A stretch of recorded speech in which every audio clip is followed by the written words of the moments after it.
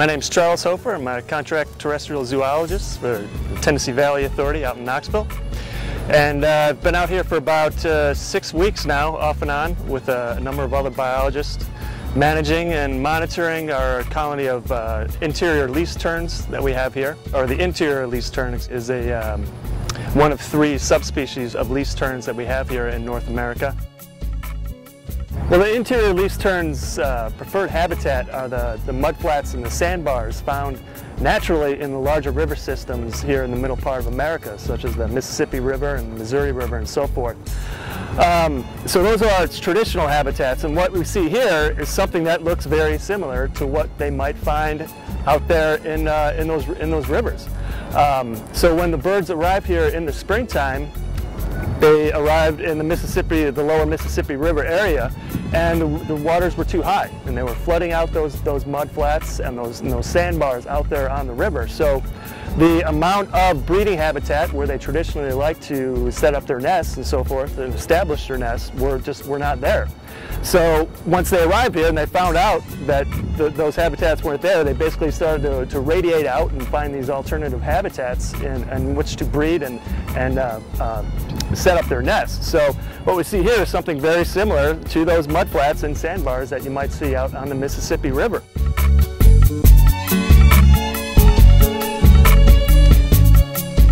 I'm David Thorpe. I'm the Environmental Program Administrator at the Allen Fossil Plant. At one point we had up to 24 active nests on the site. We had probably up to 60 adults flying around, and one of the hatchlings grew to juvenile size and was able to leave the ash pond, which we consider that a tremendous success, because this is definitely not an ideal nesting place for these birds. As soon as the plant manager learned of these birds, there was no hesitation as to what we needed to do. Of course, upper management was notified, and we've gotten complete support from upper management, which without that we couldn't have done this.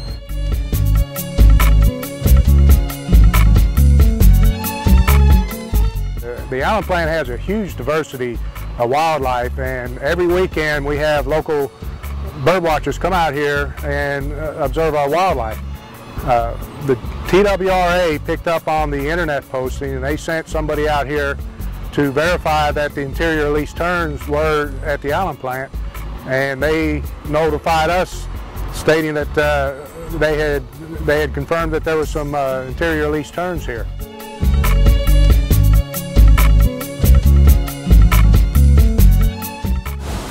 I'm Peggy Shute. I work for TVA's Office of Environment Technology, and we realized that when we were to turn one of the fossil units that had been off for maintenance back on, it could theoretically raise the water level in the pond to the point that it would flood out the nests that were on the edge of the pond. And we worked with fossil plant management. They came up with an idea that to go ahead and raise the level of the water before there were any eggs laid on the ground right at the edge of the pond, to prevent them from being flooded when the unit came back on in a few weeks. Because if you remember, the middle of June, it was 100 degrees in Memphis. We needed power. People needed their electricity for the air conditioning, and we definitely needed to be able to turn that unit on if we could figure out a way to do it without bothering the birds. Well, when you return a unit back to service, it'll increase the level in the ash pond, and we were very concerned about flooding the nest out. So it was a balancing act of trying to drop the level of the pond while we were putting a unit online so that we didn't impact the level one way or the other. If we had dropped the level too low early on, the concern was that there would have been more nests built closer to the water. So it was a balancing act between transash and between plant operations to drop the level of the pond while we were adding water to it. And we were able to successfully get Unit 3 online, which was critical to the customers of TVA. You know, with the summer coming up, the hot weather, people need their electricity, and we were able to get the unit back online successfully and operate it.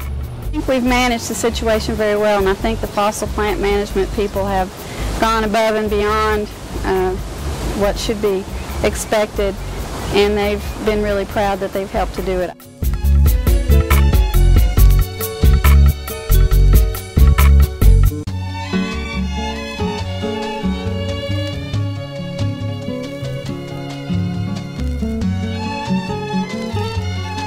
Hello. Hello, TVA.